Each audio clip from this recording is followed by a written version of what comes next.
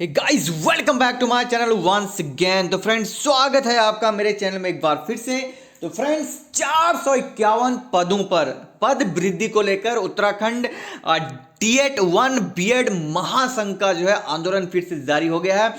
ताजा अपडेट ये है कि आज जो है माननीय शिक्षा मंत्री से महासंघ के जो अधिकारीगण हैं उन्होंने उनसे भेंट की है।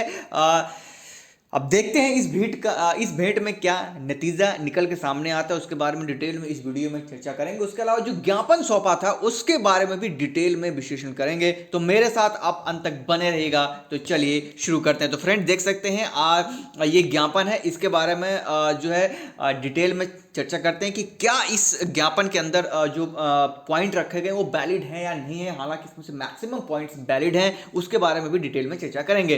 तो सबसे पहले आप देख सकते हैं विषय क्या है कि उत्तराखंड के राजकीय प्राथमिक विद्यालयों में जो 2287 पदों पर गतिमान शिक्षक भर्ती की चयन प्रक्रिया के सरलीकरण के संबंध में, जिसके बारे में हमने डिटेल में एक वीडियो सुबह बनाया था, जहां पर उससे डिटेल में वीडियो एक हमने और बनाया था, जहां पर हमने बताया था कि कितने पद इस समय उत्तराखंड में खाली हैं और कितने सापेक्ष पदों में भर्तियां अभी तक नियुक्ति पत्र जारी हुए हैं। अगर आपने वीडियो नहीं देखा तो जाके चैनल को विजिट जरूर करें। तो उसी के संबंध में ये ज्ञापन जो है माननीय शिक्षा मंत्री को दिया गया था। तो आप देख सकते हैं यहां पर साफ साफ लिखा हुआ है कि आपसे निवेदन है कि वर्तमान राज्य के राजकीय प्राथमिक विद्यालयों में जनपद स्तर पर सहायक अध्यापक की जो 2287 पदों पर जो नियुक्ति प्रक्रिया गतिमान है।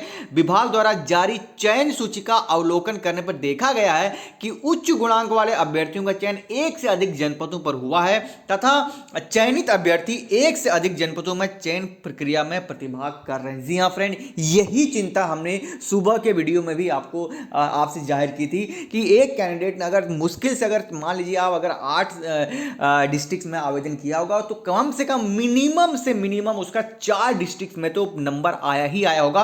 और सबसे बड़ी दिक्कत की बात ये हो रही है कि चारों में वो काउंसलिंग के लिए जा रहा है। तो इससे क्या होता है, एक के सापेक्ष 3 स्टूडेंट्स का या फिर 3 अभ्यर्थियों का जो है सीट कट जा रही है। तो इसको लेकर जो है शिक्षा मंत्री जी से बात हुई है। तो आगे बढ़ते हैं। उसके अलावा जिससे चयनित अभ्यर्थियों को नियुक्ति होते अनेक जनपदों से आदेश जारी हुआ, ये ऑब्वियस सी बात है, हमने देखा भी है और हमने आपको वीडियो के माध्यम से प्रूफ भी बताया है कि एक कैंडिडेट ने कई जगह पर जो है अपनी काउंसलिंग करवाई है और कई जगह पर उसको नियुक्ति पत्र आदेश हुए। तो सोचिए, आई थिंक मुझे ऐसा लगता है यार, कहीं ना कहीं ये कैंडिडेट्स की भी जो है इसमें कुछ सोचना चाहिए, समझना चाहिए। पता नहीं क्यों लोग अपने बारे में सोचते हैं, दूसरे के बारे में नहीं सोचते हैं। आगे बढ़ते हैं। तथा सभी जनपदों की काउंसलिंग तिथि अलग अलग होने के कारण अधिकांश चयनित अभ्यर्थी एक से अधिक जनपदों में अपनी काउंसलिंग करा रहे हैं, जिसके बारे में हमने ऑलरेडी आपको ये चीज़ बताई है कि और इसका सोल्यूशन भी हमने स्टार्ट में ही आपको बताया था कि अगर आपको काउंसलिंग एक ही दिन, अगर आप कोशिश करते कि आप काउंसलिंग एक ही जगह करवाते, या आप तो अपने देहरादून में कराते या किसी एक डिस्ट्रिक्ट में कराते जहां पर आपको सहूलियत होती और उसी डिस्ट्रिक्ट की उसी विभाग में सभी डिस्ट्रिक्ट्स की काउंसलिंग होती और आप ज़्यादा से ज़्यादा एक वीक लेते, लेकिन आपने ऐसा नहीं किया। लेकिन आपने अपने मनमानी की, क्योंकि इसके पीछे एक राजनीति का कारण है। वो क्या है हमने आपको ऑलरेडी बता दिया है सुबह के वीडियो में। आगे बढ़ते हैं।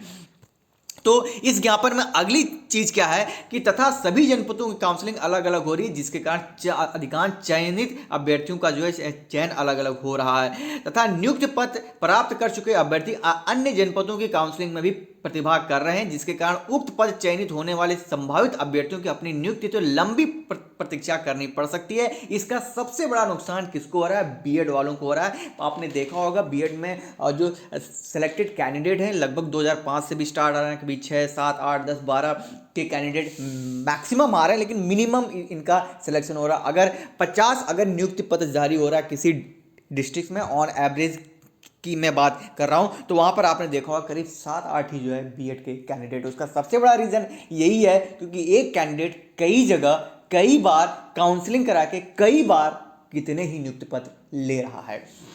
फाइनली आगे बढ़ते हैं। इसके अलावा यहां पर कहा कि अगर ऐसा ही चलता रहा तो आपने देखा होगा अभी कई डिस्ट्रिक्ट की सेकंड वेटिंग लिस्ट आ रही है। धीरे धीरे वेटिंग लिस्ट आती जाएगी तो सोचिए कितना टाइम इसमें लग जाएगा। अभी तो 451 पदों पर भर्तियां होनी बाकी हैं, देखते हैं उसके बारे में क्या होता है। उसके अलावा चयनित अभ्यर्थियों की नियुक्ति एक से अधिक जनपदों में होने के कारण हजारों बीएड टीटी परिसर रोजगार पाने से वंचित रह रहे हैं। महोदय, आपसे निवेदन है कि जिन अभ्यर्थियों ने किसी एक जनपद में नियुक्ति पत्र प्राप्त कर ली है उनसे नियुक्ति प्रदान करते समय स्वैच्छिक शपथ पत्र लिया जाए कि अभ्यर्थी ने संबंधित जनपद से नियुक्ति प्राप्त कर ली है तथा अन्य जनपदों के चयनाधियुक्त सूची से संबंधित अभ्यर्थी का अभ्यर्थन निरस्त कर दिया। जी बिल्कुल, ये बहुत अच्छा जो समाधान जो है आपने जो हमारे माननीय गण हैं बीएड महासंघ के, उन्होंने एक बहुत ही अच्छा जो है यहाँ पर एक जो है आइडिया जो है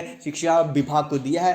अब देखते हैं हमारे शिक्षा विभाग के बुद्धिजीवी, ध्यान दीजिएगा, बहुत अच्छा वर्ड मैं यूज नहीं करना चाह रहा हूँ, बाकी आपकी इच्छा है, आप कमेंट सेक्शन में कैसा वर्ड इस्तेमाल कर सकते हैं। हमारे बुद्धिजीवी इस जो आइडिया दिया हमारे प्यारे भाइयों ने, बड़े भाइयों ने, उनको वो मानते हैं या नहीं मानते हैं वो तो आने वाला समय ही बताएगा। बाकी आप क्या सोचते हैं इस आइडिया के बारे में कमेंट सेक्शन में मुझे बताना जरूर। आगे बढ़ते हैं। अतः महोदय, आपसे करबद्ध निवेदन है कि कृपया हम बीएड प्रशिक्षित बेरोजगारों के उपरोक्त मांगों पर गंभीरता से संज्ञान लेते हुए आवश्यक कार्रवाई करने का निर्णय करें। सादर धन्यवाद, जो है भौदी बीएड महासंघ। तो फ्रेंड्स, ये रही आज की मीटिंग की कुछ ग्लिम्स, आप देख सकते हैं आपकी स्क्रीन पर है। तो यहाँ पर जितने भी हमारे गणमान्य व्यक्ति थे सभी जो है शिक्षा मंत्री जी से भेंट की, मुलाकात की, लेकिन अब देखते हैं उसका क्या निर्णय निकल के सामने आता है। तो ये रही सारी डिटेल्स जहां पर हमने आपको बताया कि किस तरह से जो ये है कि आपको डिसीजन लेने हैं उत्तराखंड में जो अभी पीआरटी की भर्ती चल रही। बाकी वीडियो अच्छी लगी तो लाइक कर दें, कमेंट कर दें, चैनल पे पहली बार आए तो सब्सक्राइब कर दें। बाकी आप मुझे इंस्टाग्राम और ट्विटर पे फॉलो कर सकते हैं, लिंक डिस्क्रिप्शन बॉक्स में मिल जाएगा। मिलता हूँ नेक्स्ट वीडियो में। जय हिंद, जय भारत, जय उत्तराखंड।